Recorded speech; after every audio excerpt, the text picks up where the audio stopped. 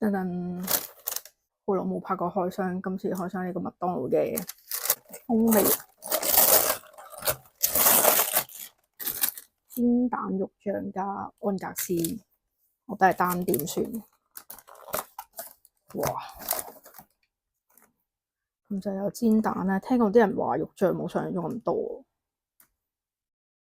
哇！咁樣就40蚊肉醬，好，咁就試下先。嘅煎蛋好大個，呢度應該係芝士喺度，食啖先。唉，啲肉醬整喺呢邊，肉醬係好實嘅，隻蛋有啲脆邊咁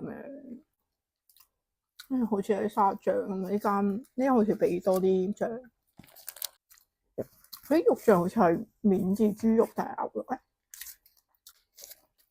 哇！單點40蚊買到個飯啫。佢呢間分店真係俾好醬，